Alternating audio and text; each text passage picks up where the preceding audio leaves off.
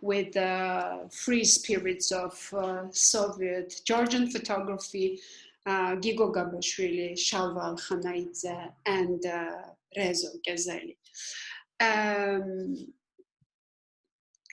And to talk about the Soviet period in the history of Georgian photography that was deeply stamped by the dogmas of Soviet ideology, we selected 3 outstanding artists with very different backgrounds, very different photographic style, working in different periods and in different geographical locations, from 2,200 meters above the sea level to the Georgian capital's most chic atelier d'artiste. They never met, never ever. And one of them, Gigo Gabashvili, is a founder of realism school in Georgian painting. Another one is a failed shepherd, Shalva Alkhanaidze, and great photographer. And the third one, Rezo Kezeli, is a just Tbilisian dandy, cool guy, cameraman who was part of the first crew of Georgian TV, establishing TV station by the end of 50s. And of course, you see 3 images by 3 artists, and it's not by chance that we have chosen like 3 female portraits, extremely different from one from another. So one thing that these 3 artists have in common is 3 of them have managed to create a photographic body of work that is free of stamps of Soviet ideology. And that was the rarest thing that could happen during the 70 terrific years of Soviet Union. But before we dive in the Soviet period of photography in Georgia, we need to see how it all started. So I would invite you to go a little bit further and to see how it was all starting. And of course, all in Georgia starts and ends by its geopolitical location, which is reality, is, and will be the decisive element in the development of countries' political and cultural history. And you know that Georgia is located on the crossroads of Eastern Europe and Western Asia, is flanked by 2 seas, Black and Caspian seas, and is bounded to the north by a very powerful neighbor, Russia, and to the south by another very powerful neighbor, Turkey. And the development of the culture and arts has been strongly influenced by both Occidental and cultural traditions. Before I continue, I should say that images you see now and few following images, they are part of a big collection of 19th century photography that are preserved in the National Museum. It's a beautiful collection that testifies rich and very interesting traditions of photography in Georgia. This collection is known as Dmitry Ermakov's collection, but in reality combine works and collections of photos as well as stereo photos and of course glass negatives of the group of leading group of photographers that was working in Georgia in the second half of 19th century. And so it's also thanks to its geopolitical location that on this crossroad of Asia and Europe, that all the European innovations, cultural innovations, were reaching Georgia quickly. It was also our chance always. And for example, I always mention this example that cinema arrived in Georgia very quickly, and first premiere screening was held in Tbilisi a year after the Parisian premiere at Café de la Paix. And as for photography, the first announcement was published. First announcement about the use of this new strange European technique was published by a leading newspaper of this period, Kafkas, in 1846. And when we talk about the history of photography in Georgia, about its evolution, we define three major periods. First is Golden Age, which coincides, of course, with the first decades of invention of photography, like in European countries, in leading European countries where photography was developing and was extremely popular, like in Georgia, I should say. And this period lasts to the end of the 90s and very beginning of 20th century. And of course, the Soviet period, the 70 years period of Soviet regime that influenced the development of arts, all arts, including photography, because art was used as a tool of ideological propaganda. And we talk about third, very important period, like new wave kind of photographic revolution that began in the early 90s in a very challenging and chaotic period of post-USSR collapse, when all the systems, political, economical, social, cultural, all the systems crashed, collapsed. And to go back and to approach the topic of the webinar, which is mostly which is related to the Soviet period of photography in Georgia. We can't not mention the Soviet occupation of Georgia that debuted in 1921, and lasted for 70 years. And has defined the new vectors of political life of the very young state of Georgia that was undergoing the third year of its first short-term independence between 1918 and 1921. For the following 70 years, the social and cultural development of the country has been dramatically influenced by the Soviet regime. And how it started, for sure you all know Lenin's famous declaration in 22, when he was saying that of all the arts, the most important for us is the cinema, pointing this way the possibilities of this medium as a propaganda and its use as a tool of propaganda to influence the mass public. It concerned, of course, not only cinema, but all the arts, and including photography, of course. So that's also one of the reasons, major fundamental reason that explains why Georgian photographic heritage of Soviet period is mostly rich in propagandistic imagery and not in photographie d'auteur. So the collection of Georgia's Soviet photography reveals very interesting paradox. The most popular genre of photography during the Soviet period in Georgia, and not only in Georgia, I would say, is photojournalism. We all know that photojournalism pretends to create an objective image of reality, while during Soviet period, this very popular genre of photography used so much was totally mise en scène. It was staged. The Soviet photojournalism was based on the stage.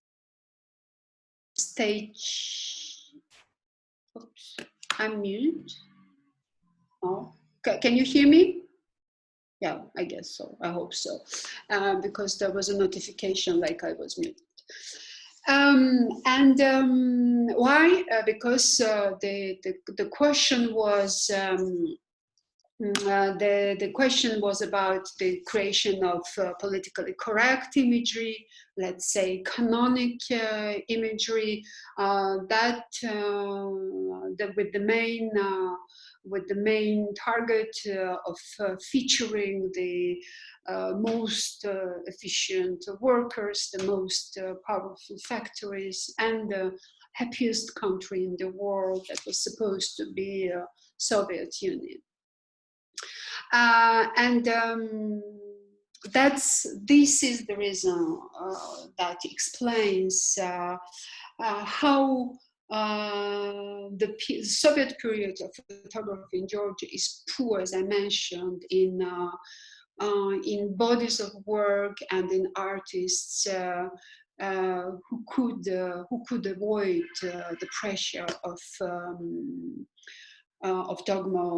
ideological dogmas. But however, some artists could manage to define themselves as true free spirits of Soviet Georgian photography, ignoring the strictly shaped aesthetical and contextual visual dogmas of this period. And these are the artists that we talk today about. And here is the first one, Gigo Gabashvili. Who is, as I mentioned in the introduction part of the webinar, is a conventional established painter, considered as founder of realism school in Georgian painting. I have to mention also that for this webinar, this lecture, I have chosen only one part of the photographic work of Gigo Gabashvili, which is focused on studies on nude naked bodies. There is another part. His photographic legacy consists also in another part, which is mostly documentation of his trips in Central Asia, as well as few different regions of Georgia. I did not include it in the webinar because it was my curatorial research solution, not it was my curatorial solution. But just to let you know that there is another part of the collection, and Gigo Gabashvili's photographic body of work doesn't consist only in nudes. But why I choose, I'll try to explain. And first we have to go and see, to get back to the artistic environment of this period. This is the first decades of the 20th century with creation of and the Soviet occupation that starts over all over the ex-Soviet Union republics, including Georgia. And this is an environment, artistic environment. If we talk about an artistic environment, which is dominated by Soviet ideological dogmas and very strict puritanical attitudes. But Gigo Gabashvili, a proclaimed realistic painter, could create visual experiments that were impregnated with a refined and daring eroticism. So Soviet reality and the applied pressure of the Communist Party's ideological propaganda had absolutely killed the asphyxiated visual arts. And in this environment, the existence of a progressive and honest creativity that was in some way in dialogue with the contemporary epoch was almost unprecedented. So within the context of the most oppressive period, one of the most oppressive periods of Soviet regimes, as I mentioned, so the first decades of real terror, because the state was forming, was creating. So, so the pressure was huge. And in this period, different points of views, ways of thinking, living, etc., were highly punishable. It was extremely dangerous. And so within this context, the non-canonical photography of Gigo Gabashvili, because the images that we see, they are somehow absolutely non-canonical, may be seen as a rebellious act against Soviet dogmas. This is, of course, my personal interpretation. I would love, I see it this way, because we will see also the paintings by Gigo Gabashvili, and we can compare and we can see the difference between what what was his aspirations in painting and what was the aspirations in photography. And so we, at least I would love to consider is I'm considering it, let's say this way, as a kind of rebellious act against Soviet dogmas or existing dogmas, restrictions, permitted scenarios, homogeneousness, and banality. And so the most important piece of Gabashvili's photographic legacy, in my point of view, is the part where he creates his etude experiments on naked body. I should mention that the fact that we could work with the collection of Gabashvili's paintings was made possible by an agreement, a partnership with National Museum, and more particularly Shalva Alkhanaidze, Shalva Amiranashvili Fine Art Museum, which is part of the Georgian National Museum, where the collection of negatives of Gigo Gabashvili is preserved. So we started slowly working on a part of the collection, trying also to popularize it not only for a local and regional public, but also for an international public.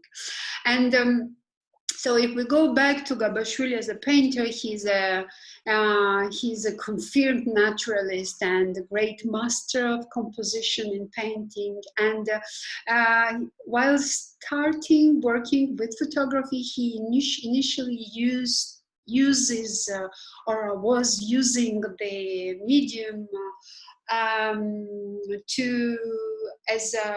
as a practical tool for painting.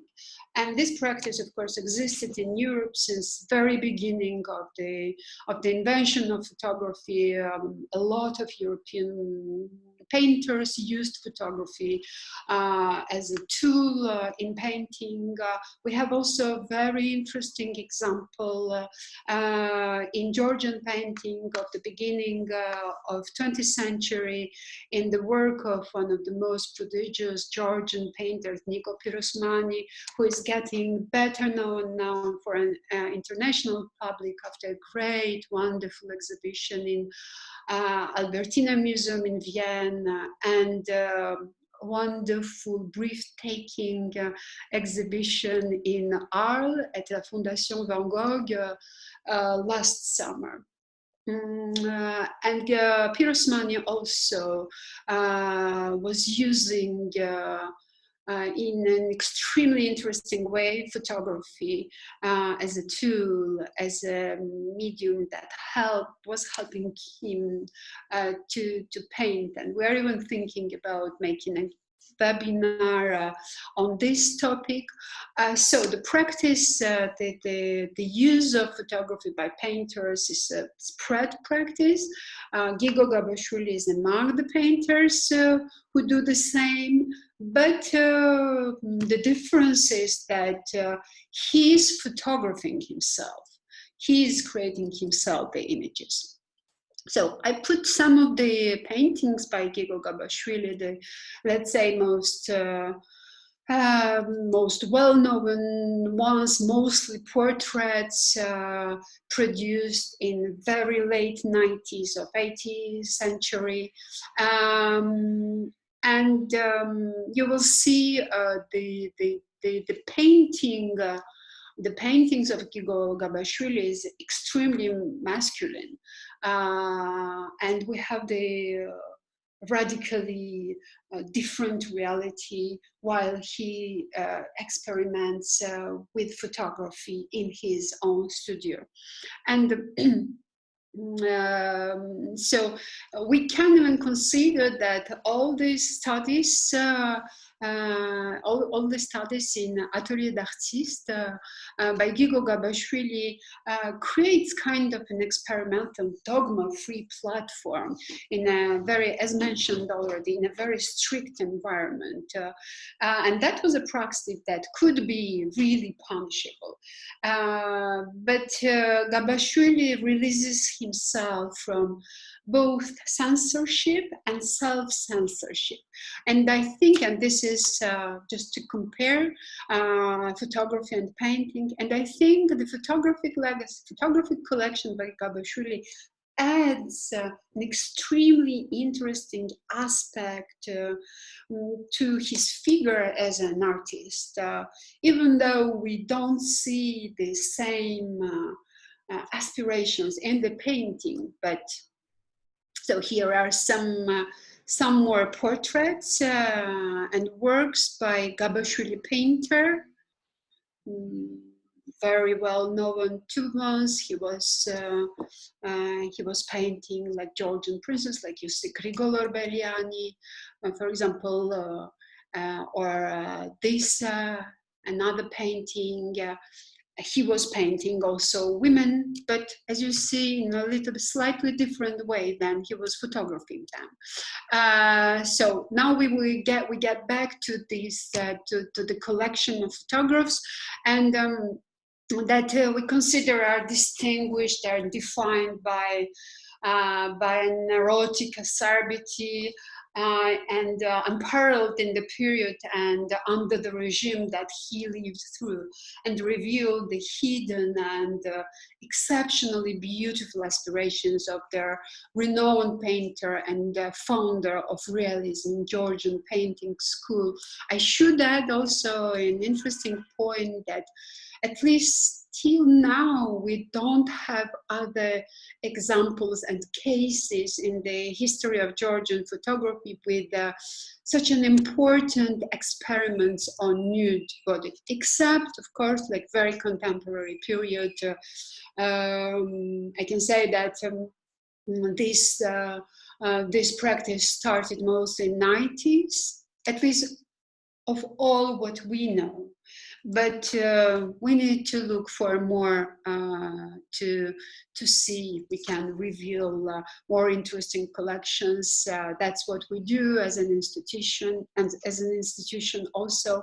And besides the numerous experiments with the naked body, Gabashvili's archives, as I mentioned, include the photographs from his journeys to Central Asia, and these photographs. They are in much more obvious connection with the paintings, because he was also he's also an Orientalist painter. So he was painting a lot the scenes and images from the journeys through Central Asia. But this part is not included in today's webinar, and the collection of Gigo Gabashvili gathers up to 700, almost 700 negatives that have been given, as I mentioned, to the Museum of Fine Art, Shalva Alkhanaidze Fine Art Museum. After the death of Gigo Gabashvili, it was his last will. And the interesting point is that after his death, for almost 5 decades, 50 years, the photographic collection was not known of large by a wide public, and only after the publication of the book and first public exhibition of the small part of images, the photographic body of work of renowned conventional painter, founder of realistic style in Georgian painting has been discovered, revealed, or unveiled. And here are some more images by Gigo Gabashvili and beautiful nature morte. And now we go very far from Georgian capital and atelier of Gigo Gabashvili. We move to 2,200 meters above the sea level to northeast of Georgia in high mountain region Tusheti, which is also one of the most remote places in Georgia, which is also and remains so nowadays, located in Greater Caucasus Mountain range. The road till nowadays, Tusheti is not accessible by road, and the road going to Tusheti is considered among 10 most dangerous roads in the world, but it's also one of the most beautiful roads in the world, as Tusheti remains not only one of the most beautiful places in Georgia, but on earth. And this place is inhabited by historically by community of shepherds who in peaceful times were shepherds and war times were great warriors. And Shalva Alkhanaidze, a native of Tusheti, is the second artist of our webinars triad of three artists that we focus on today. And Shalva Alkhanaidze was photographing in 50s, 60s, and early 70s in Tusheti. And we consider that he has absolutely broken the codes of Soviet photography with soberness and perfect minimalism of his photography style. But I should say, to be honest, in the 50s and 60s, in Tusheti, which was, as it is now, even more than at that period, was a remote place, and I don't think we can consider that the dogmas or standards of Georgian Soviet photography were known over there. Of course, no. Even the pressure of Soviet regime was not known by Tushetians till the end of 50s, till the moment when a plan to empty region, this incredible region, to empty it and create their Soviet military bases. That was the first kind of explosion in Tusheti. So the government and Communist Party started closing schools. That was the first big step, terrific step, to push people leave the region and start creation of military bases in Tusheti, because Tusheti has also an incredibly important location with borders with two North Caucasian republics, Dagestan and Chechnya. So the archive, there's a beautiful story of discovery of archives of Shalva Alkhanaidze, same as in case of Gigo Gabashvili. The photographic legacy of Alkhanaidze, who today and nowadays is considered as one of the most outstanding artists in the history of photography in Georgia was not known for decades after his death. Pure chance, the discovery of archives, that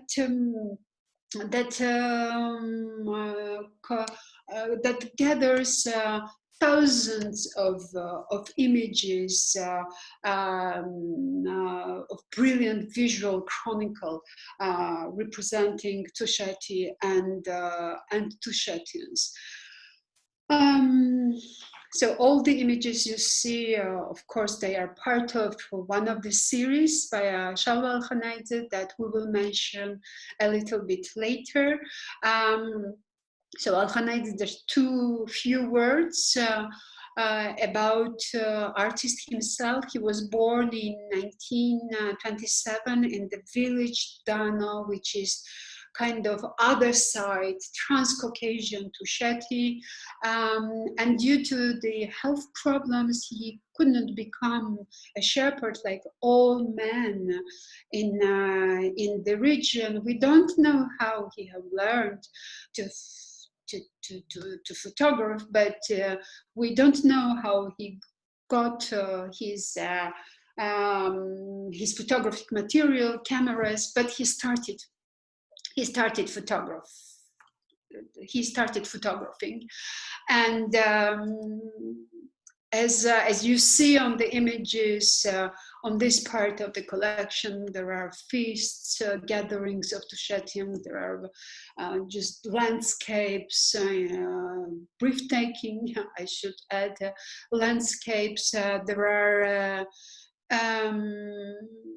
There are working labor scenes, and also Alkhanaidze managed to handcraft the photo studio in his own house in the village Alani, and went on shooting. In studio he made the portraits. Outside mostly he was shooting the life and work scenes, as you see now on your screens. He was photographing in different villages, in his native village Dano, as well as Dartlo and Shenako, which is the most beautiful village in the world, believe me. And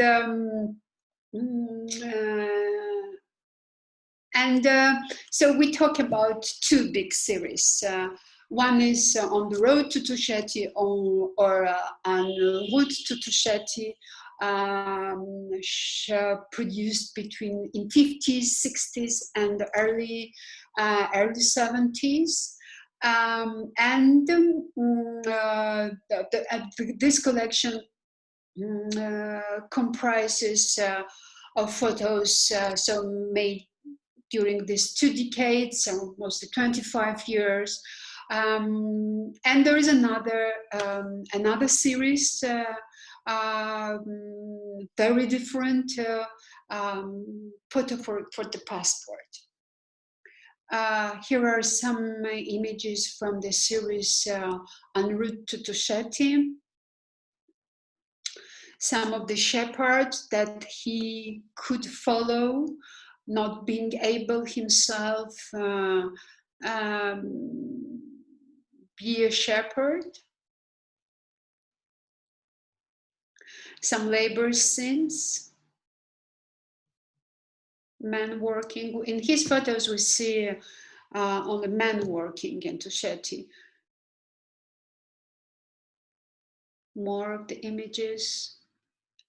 And then a photo for passport. So story of the series is, as I mentioned, Shalva Alkhanaidze installed a homemade studio where he was photographing his people from the village who needed the photos for passport. He was making the portrait and then cropping and giving to the village guys just a small part, cropped image for the passport. But the collection that has been discovered and which is part of the Alkhanaidze archives consists of original portraits. There are hundreds of them. incredible portraits of incredible beauty. And so I put together some of them to show you.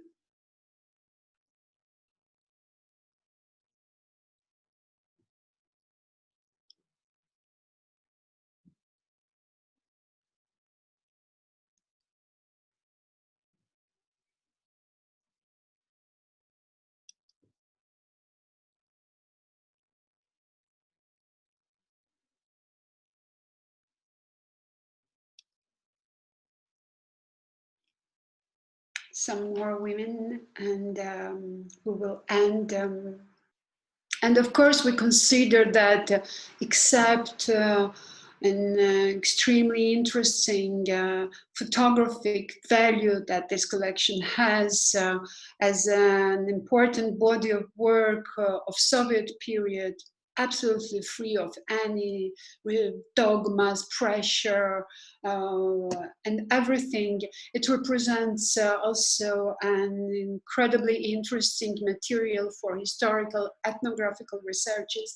And of course, we are waiting for more specialists to dive into this wonderful world of Alkhanaidze's photographic legacy. And after wonderful Tusheti that we miss permanently, we go back to Tbilisi, to the capital of end of the 50s and 60s, to have a look on the work of third artist of our selection, which is Rezo Kezeli. Rezo Kezeli, with his body of work and collection of photographs, represent another example of non-mainstream photography of early 60s. In a series of images of his contemporaries, Tbilisi celebrities, city dwellers, his friends on picnics, trips, Kezeli unveils this chronicle of kind of unbelievable lightness of being of the generation of 60s, without no worries about politically correct imagery. That's sure. And the body of work by Rezo Kezeli is a sort of portrait of his time. And his period is end of 50s, beginning of 60s.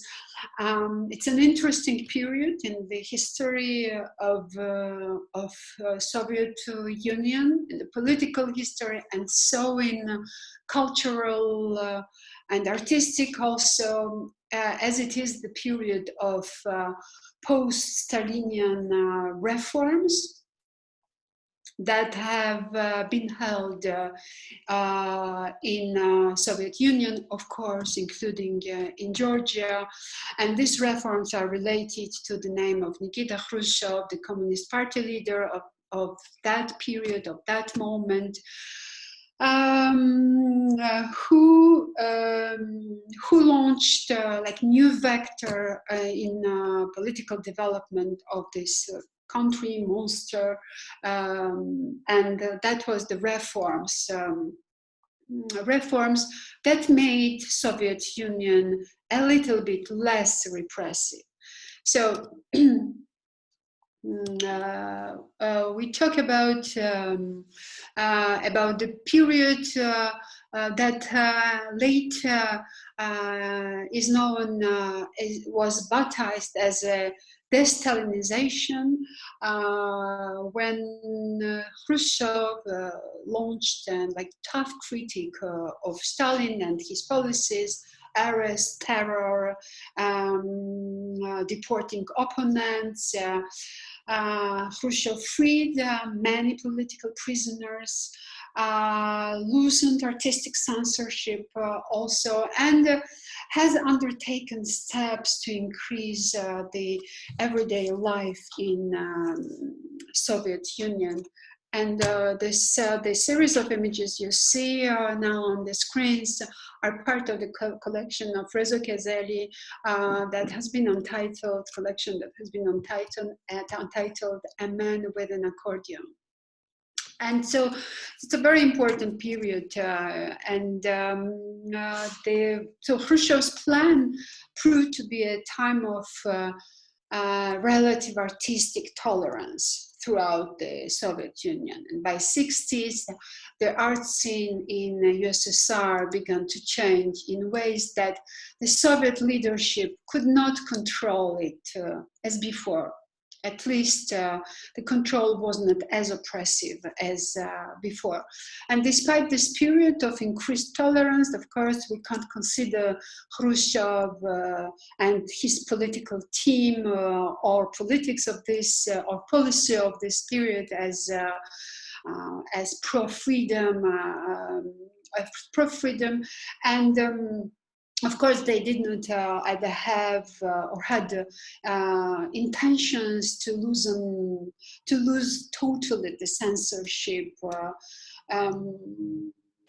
but still, some things in this period, some things have become possible. The things that were not possible before, and that has pushed. In a very interesting way, the development of arts. Extremely important is also the explosion of new wave, the debut of new wave in cinema, let's say Soviet cinema, but including Georgian cinema. And I will profit of this occasion to say that during the Soviet period, the Georgian cinema school was considered as one of the most outstanding, rich, having its own style and traditions. And there were like 3 leading schools: Russian, Ukrainian, and Georgian. And what is mentionable also, what needs to be mentioned as well, is that Georgia, compared to Russia and Ukraine, was a much smaller country, but the production of but cinema production was extremely important. So this is a debut also of a new wave in cinema, and new wave in cinema will inspire also the upcoming generations of visual artists, including photographers. So some images by Rezo Kezeli again. And this is also the period of rise of non-conformist art movement in the Soviet Union, and as it follows followed the Stalin's death, it's kind of symbolic of Soviet society at that time. And again, while dealing with the collection of Rezo Kezeli's images, very, very rich also, up to 4,000 negatives, they have been discovered again by chance, as in case of Shalva Alkhanaidze's collections. They were not destroyed again by chance. So they have been found in the basement of the Institute of Physics in the early 90s in an extremely chaotic period. And for more than a decade, the author of the negatives and images in this found archive remained unknown till the moment when, almost a decade more, even longer than a decade, and so collection wasn't known either, till the moment when a person, our colleague photographer who found and took care of the collection, decided to publish an image in local press and to see if someone will respond to reveal the name of the author. And that's how it happened. And then that the family, the descendants of Rezo Kezeli, got in touch with the newspaper, and since we know that this collection belongs to Rezo Kezeli. So some images of Tbilisi by night, dancing couples. There's a big series of dancing couples. Again, we go back to this unbearable lightness of being. In Kezeli's photos reflects some kind of general mood of this period and of Soviet society of this period, because as I mentioned before, it was kind of a period of release. But in the same time, it is obvious that the artist ignores, it's not only the reflection, he ignores also, he's absolutely free, and so ignores the idea of ideological obedience or obedience of any dogmas, and within the photographic image creates kind of dogma-free zone where we see a portrait of his time and his contemporaries expressed within his own visual code.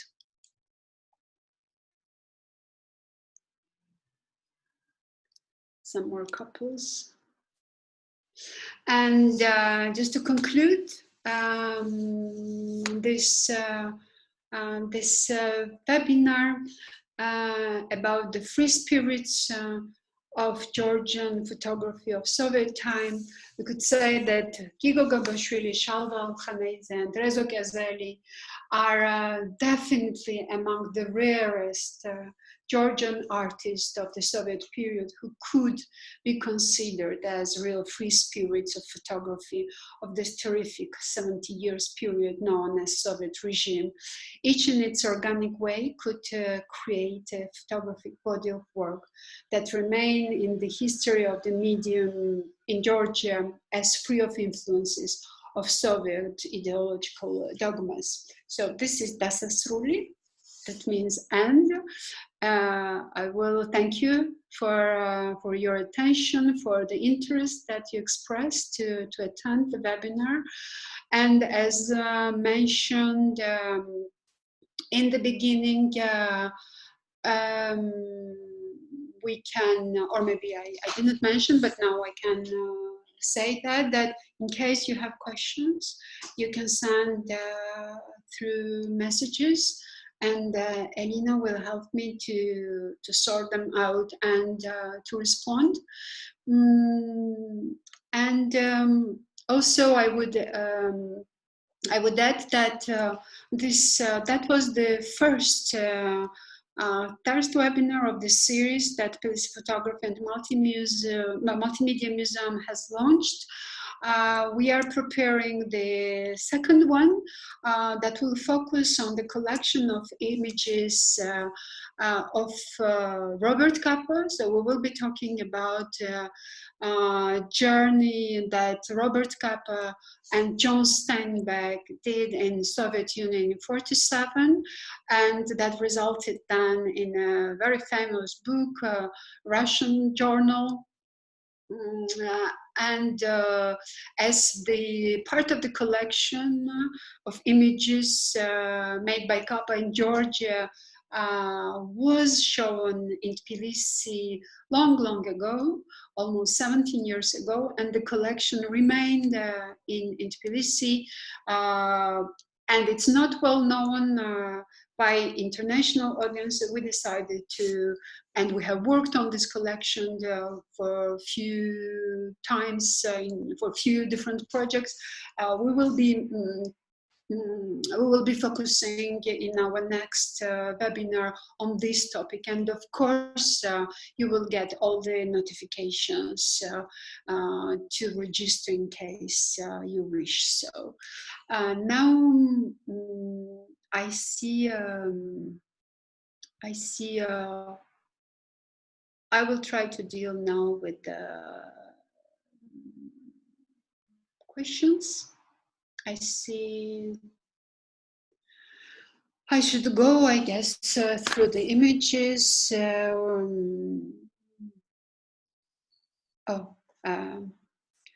Thank you. There are some of attendees who thank us, so I thank you also.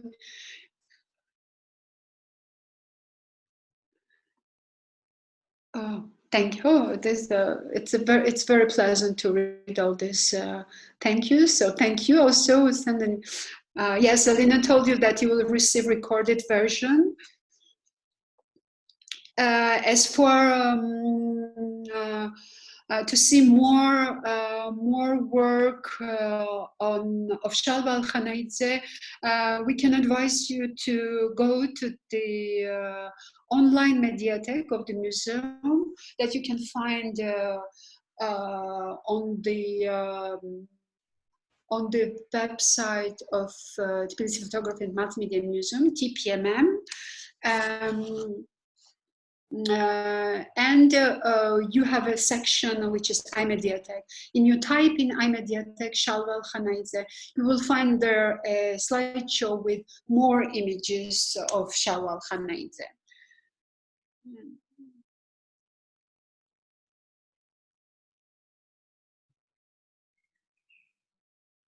I'm reading the messages, and then so on. There are a lot of. I'm a little bit there. So thank you. This is thank you. That may be.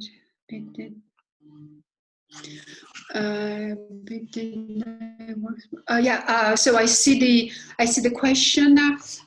Maybe to explain a bit, did they work as professors? How they knowledge in photography through photographs or else? So in case of 3 artists, none of them we're working as professionals, but it's also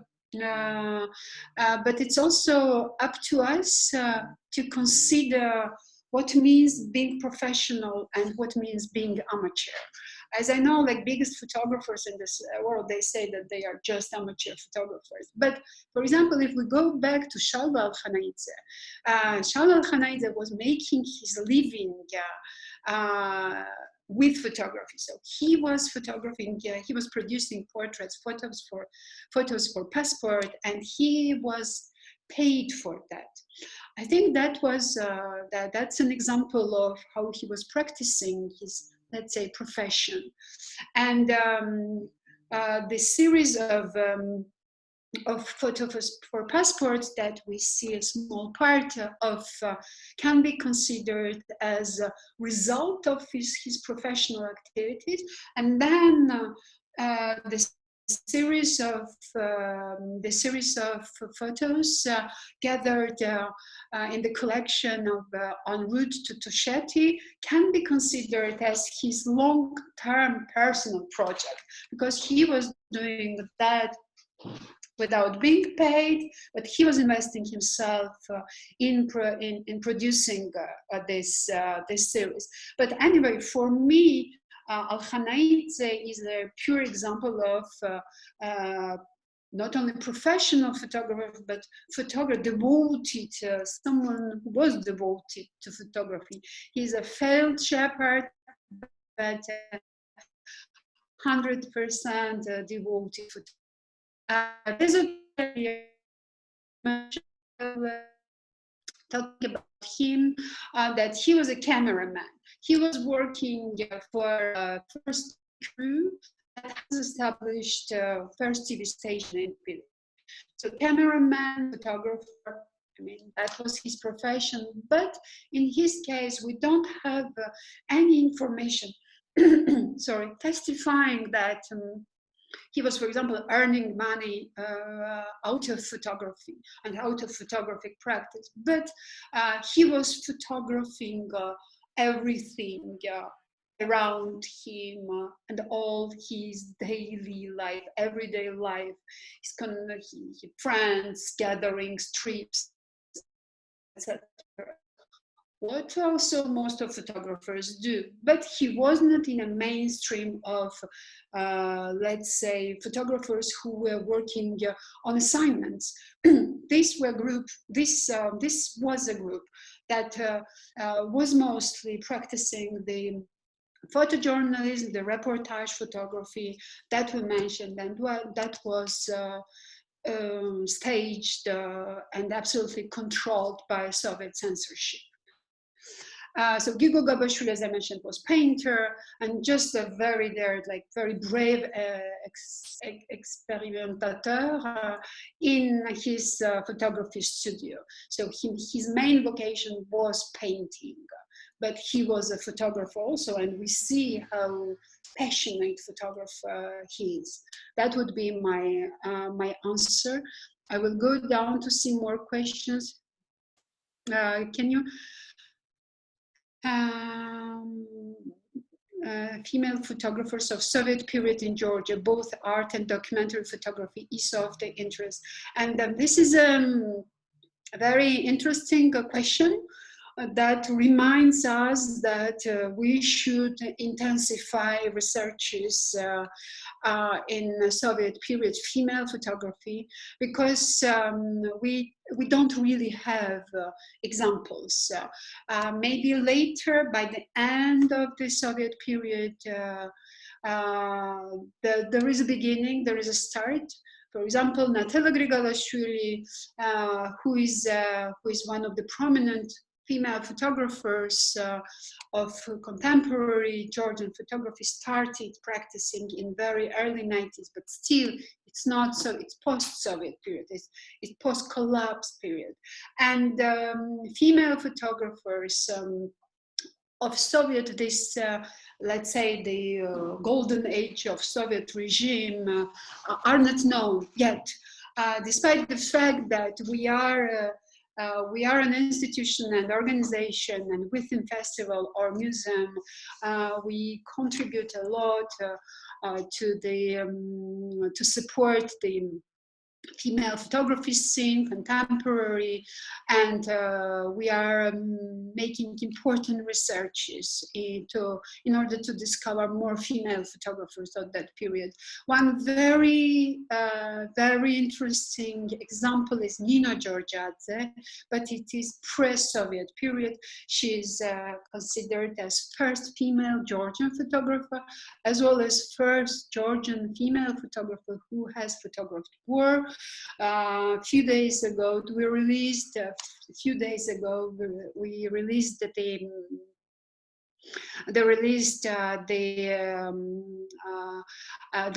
one of the editions of our dark room, which is a digital platform about Nina Nijaradze. You will get a chance also to see a small teaser on the museum's Facebook, and in upcoming days, a big slideshow with gathering works, photographs of Nijaradze from 1914-1918, because she was photographing during World War I. Like, she photographed Caucasian Front, Caucasian campaign, will be uploaded as a slideshow. So you will get a chance to check it. One more question. Can you expand on the propaganda images? I thought that was fascinating. Yeah, of course, it's fascinating. You know, more time passed after the collapse of Soviet Union, more things produced during Soviet period seem terrifying, and now start to represent an interesting material for researches, and that that concerns also the propagandistic imagery of Georgian Soviet photojournalism. We are working on that. Working on together with National Archives, and there are, of course, there is a very good foundation to make important and deep researches. So we will be, it's on our list. We will be publishing more. There are interesting stories, and for example, there is one anecdote, one story. While working in the special section of National Archives, which is Sakin Pormi. Sakin Pormi was a kind of agency of Soviet period, and actively working photo reporters were collaborating with Sakin Pormi, and so Sakin Pormi visual archive passed to the National Archives. And while working there, I got a chance to collaborate with a wonderful lady, former employee of Sakin Pormi, who remembered, well, she was very young when she started, and who remembered very well how it was going on, and how photographers were sent to assignments, how pictures images got from assignments were censored, and also what were the requirements. For example, each photographer going to photograph workers in factory or farms or tea plantations. Each photographer had a set of proper clean uniforms, and while living for assignments, they were like living with this uniform.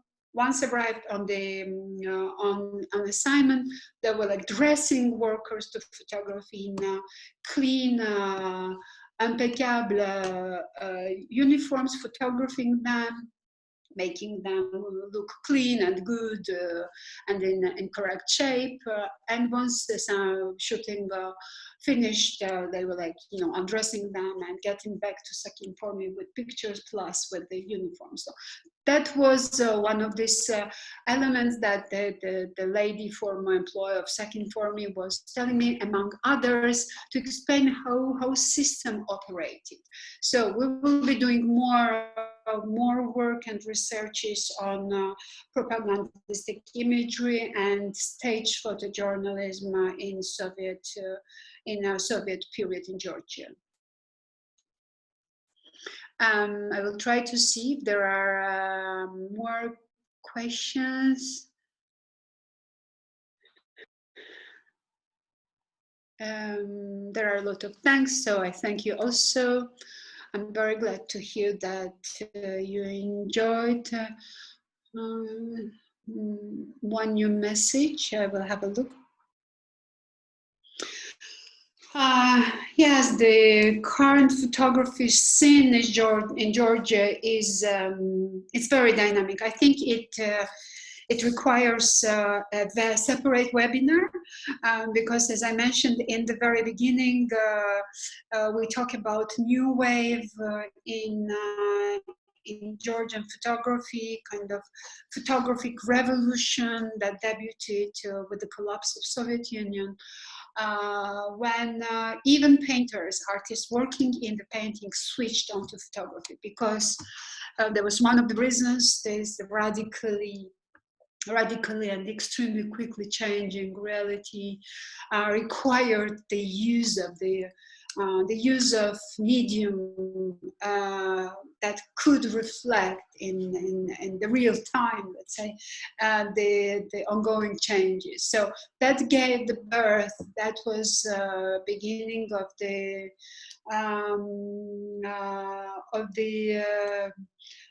the new wave in photography of Georgia, still ongoing, even if now there is a very interesting development of photographic scene plus video, new media.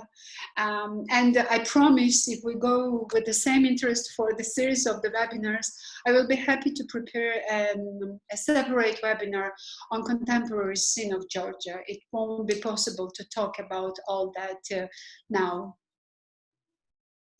I will see if there are more questions.